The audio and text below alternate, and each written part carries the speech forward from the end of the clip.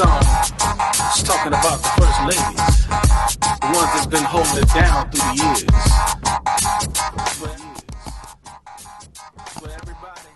I want somebody to think of me first. Hey y'all, don't judge my socks. They're Christmas socks. But I'm heading out on an errand and I need to run to the store. But before we get to this video, I want you to comment, rate, and subscribe.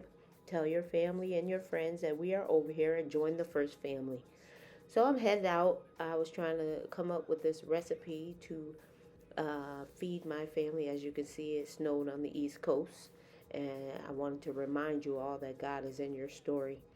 Anyway, I am heading out to the store and I needed some pineapple juice. That goes a part of my recipe. And I put it in the back of the trunk and the whole pineapple juice fell out on the floor, on the ground, after I went to another store. So of course I was a little upset because I had the recipe in mind and I really wanted to make it for my family. But then, I said I need to stop at Starbucks. And so I went to Starbucks after that, and while I'm so upset, the person in front of me, there's the bottle of juice, y'all. The person in front of me paid for my Starbucks. Sometimes when we make a big deal out of everything, God turns around and blesses you. And so the lesson here is, don't get upset. I have a blessing for you on the side. Anyway, that's all my groceries, y'all, and join me as we talk about this. Hey, everybody. So as you can see, it's dark, and the day has gotten away from me. But I wanted to come on real quick. I wanted to talk to you about three misconceptions that people have about pastors' wives or first ladies. So, y'all excuse my hair. I'm going through a very weird stage where it doesn't matter what I put in my hair, it just is. Anyway, assumption number one, or misconception number one, is that there is this assumption of perfection, right? One common misconception about a pastor's wife is the assumption that she is expected to be perfect. Now, we will make excuses for people who we admire, right? Or people we love, people that are in our family. We'll make excuses for them because we don't want anybody to talk down about them. So when they make a mistake, let's take Oprah for instance, right? She said a long time ago that anybody who took a diet pill was, a cop-out. In other words, I'm paraphrasing here. And then she turns around and takes a diet pill, right? We'll make excuses for her. And we'll say, she made a mistake, she made an error, she, misspoke, right? And we'll pardon her. But let somebody like a pastor's wife, let someone like a pastor, anyone in a more spiritual sense where we think just because they carry a title that they should be perfect at all times. That is not real. That is not truth. The truth is that we are all made of flesh, and that at any point, any of us could slip off. At any point, any of us can make a mistake. I've said some things that I regretted. Can't take it back. I've made those types of mistakes. I've gotten involved in things that I shouldn't have gotten involved in. I have made alliance or made friends with people that I probably shouldn't have. But I trusted them. I've made mistakes. You've made mistakes. We've all made mistakes. And so the assumption that a first lady is perfect is unfair, right? Because a first lady is not made of any different material than you are, right? They are just a female that married a pastor. That's what makes her a first lady. It does not make her perfect. It does not make her exempt from making a mistake. People might believe that she should always exhibit unwavering faith, patience, and kindness, often overlooking the fact that she is also a human with her own strength and also with her own weaknesses. And so the expectation that we give people that we are close to, people that we love, that pardon or that grace that we give them, we ought to give our First Lady or even our pastors that same amount of grace. Misconception number 2 is that we have limited roles within the church, right? Most times we expect our First Lady to be over the women's department. I was not when I first came on, right? There was already somebody in place. Keep in mind, and I will eventually share my story. I just want you to subscribe. I need y'all to subscribe. Tell some people out there so we can get our numbers out there where people are wanting to hear my story. Right now, it's not in demand. I want to hear from these other ladies right now. But anyway, I will tell my story. But when I became a pastor's wife, there was already somebody in place. Understand that the previous First Lady had been gone for a while. She had passed away a while ago before I came on. And so there were women who was working in the church to maintain the women's department. It was not the First Lady.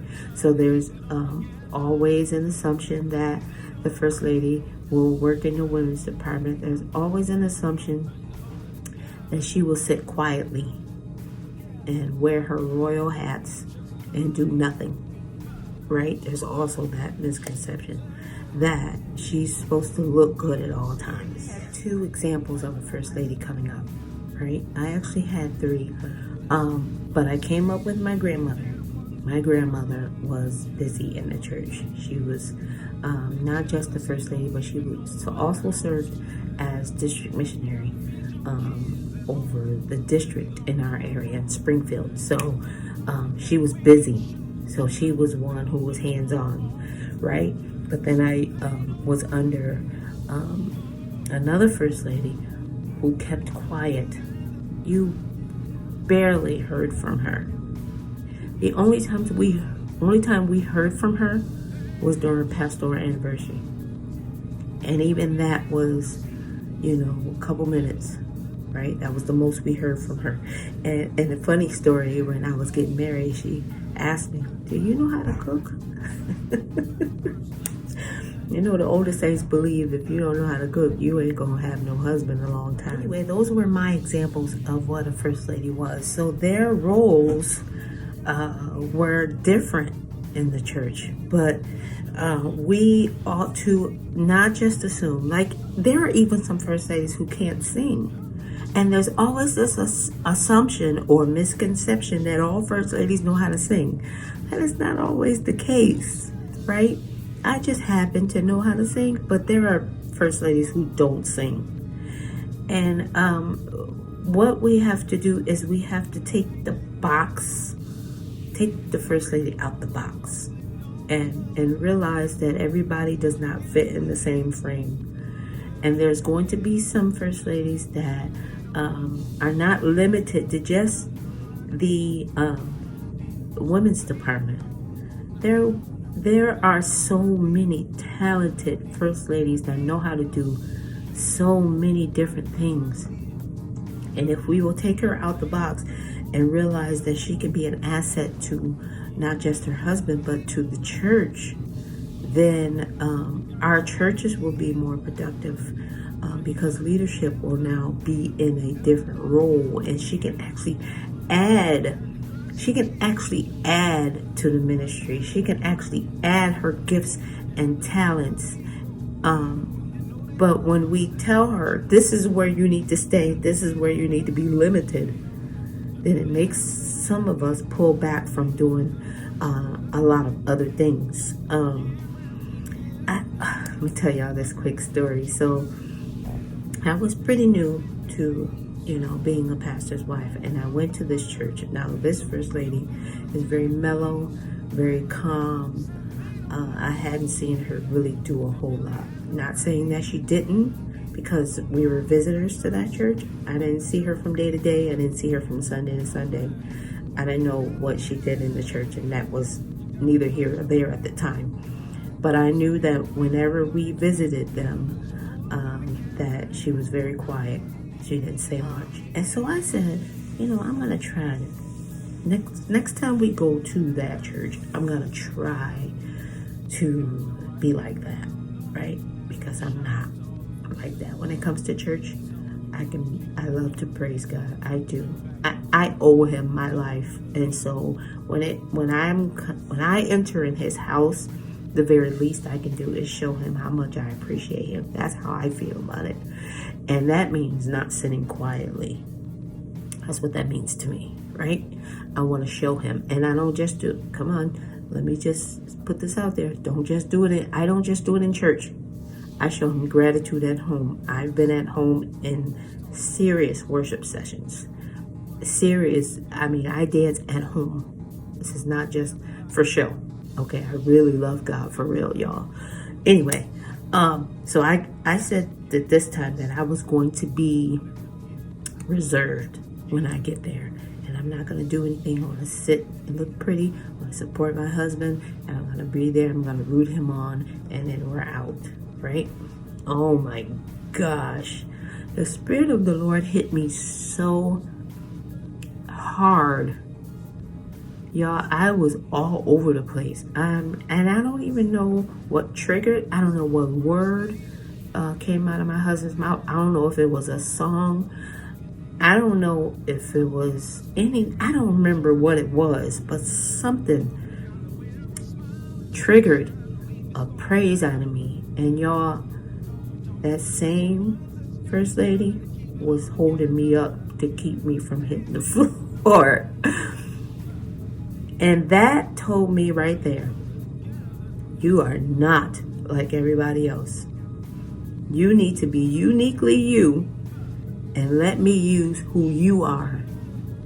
Let me use who I've made you to be. You are not that person. We cannot be put in one mold of what a first lady looks like, what she should be like, what she should look like, what her role is in the church, what she should wear. This is how she should sound. This is the role she should be in. Stay out of this role, because this is not your role, ma'am. Stay out of that role, right? And we put our first ladies in a box and make us feel smothered.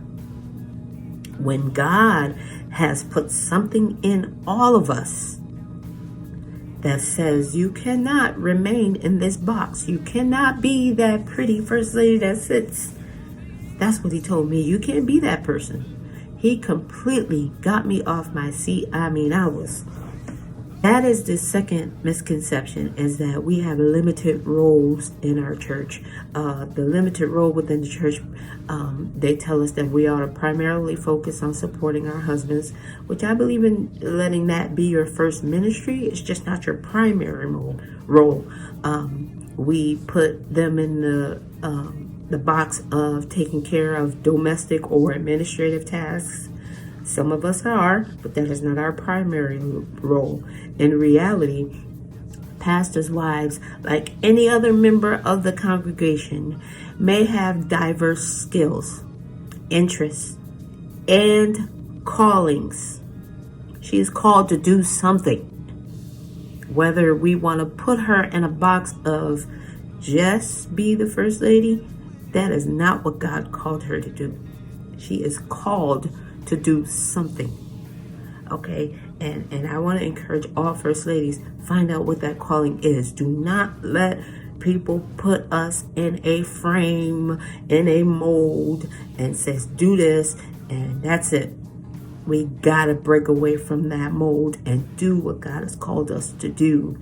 And their involvement in the church can extend beyond women, ladies, first ladies. Our involvement in the church can extend beyond traditional expectations. Now, I was going to talk about this misconception that there is a sole identity as the pastor's wife, that a pastor's wife entire identity revolves around her husband's role. But I want to talk about this last one, which I think is really funny because this one came up recently and it's been in my head. It's taken up rent in my head, and I gotta say that there is this misconception that we know everything that's going on in the church. All right, listen, let me put this out there, okay? There is a difference. Hello, people. Come on, church. There is a difference between a pastor's wife or first lady and the co-pastor or executive pastor or whatever you want to call them. They're different. They're not the same. And so there are some issues, there are some debates that go on in the church that I am not always privy to. Can I tell y'all, me and my husband like each other. We don't just love each other. We like each other. And so when he comes home from work and that pillow talk, saints of God, it is not, our pillow talk does not involve you.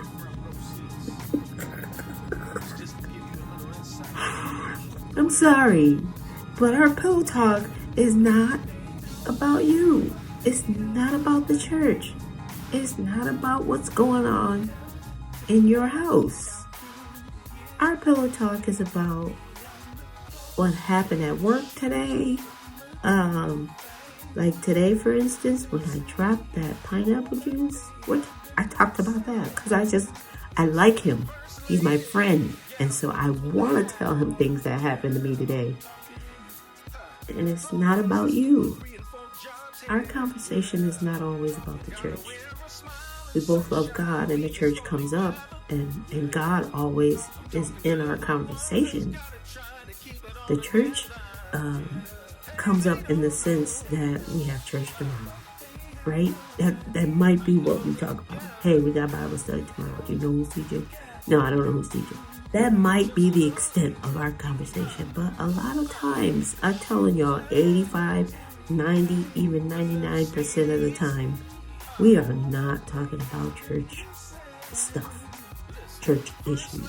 We might be talking about church in general, about not just our church.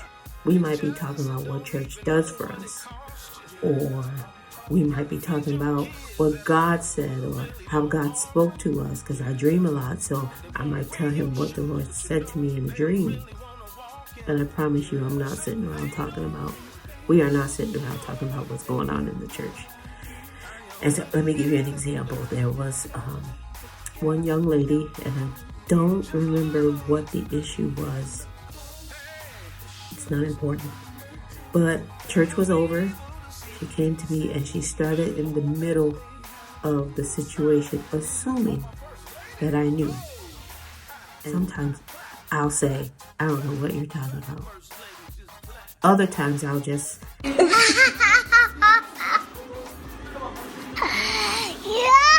and act like I know what they're talking about. I don't know what they're talking about. And those are the times where I go home and say, honey, such and such said this and said that. What are they talking about? And he would just go laughing and he'd say, the saints just really think that I tell all their business. He just doesn't. There are times when I'm brought into a situation that I was never in. And they'll just go to spelling, assuming that he just told me. He does not tell me. I'm going to tell you now, saints, the misconception that he's telling me everything that's going on in the church, it doesn't happen. What I want you to do is I want you to comment on the bottom and tell me, is it true that, am I the only one? Okay, so let's deal with that, because I might be the only one. Let's ask that question. Am I the only one that does not get told all the church stuff? You know what? Let's just limit my misconception to my own experience in this household, that I know everything that's going on in the church. I don't. And honestly, there are times when I don't want to know, because there are some things I just don't need to know. I don't need to know that you messed up. I don't need to know that your rent is due and you got money from my husband. Sometimes I just don't need to know those things, because it does not. Wait a minute. Let's go back. Because if he's taking money from my mouth, I need to know that. But anyway, my point is, there are just some things that I don't need to know and don't want to know. And so there are some things that I feel my husband is protecting me from, so that I won't look at people cross-eyed, right? So that I can remain and have a very, what is the word? I want to have a different idea of who you are without knowing all the issues and all this stuff. Now, let's talk about this, because there are sometimes when the Lord will speak something to me and I will say it to this person. They'll receive it with the assumption that my husband told them. Either you believe God or you don't. If I say the Lord said, I'm not going to lie on him. I'm not going to put his name on stuff that he didn't say. The problem is some of you have the Holy Ghost but don't believe God speaks. And so if I say the Lord said such and such, and you just assume that the pastor told me, it makes you, as Todd Hall says. So when it don't happen, I ain't no false prophet. You a false recipient. We cannot assume that someone just knows all the information. God still speaks. God still talks through people. God still has authentic prophets. Hello. You know, we see all the prophets that are on the mainstream, and we just assume those are the only prophets in the world. Absolutely not. Absolutely not. If the Lord says something and we speak it, just don't assume that the First Lady talked to the pastor. The Lord is actually speaking through her. We have to be open to receive, no matter who the vessel is. We have to be open to receive from the Lord. Anyway, I've talked a long time already, but those are my highlights. I want you to go ahead and subscribe, comment, tell somebody that Me First is over here. Join the First family. Come on over here and be a part. And here, I got another video coming. I got another video that I'm excited about. So I want you guys to tune in. I need you to hit that notification bell so you'll be reminded when that video comes out. I love you all so very much, and have a blessed day. You got to feed your kids at home with a really long arm from. Yeah, they want to wear your shoes, but you know they don't really want to walk in them.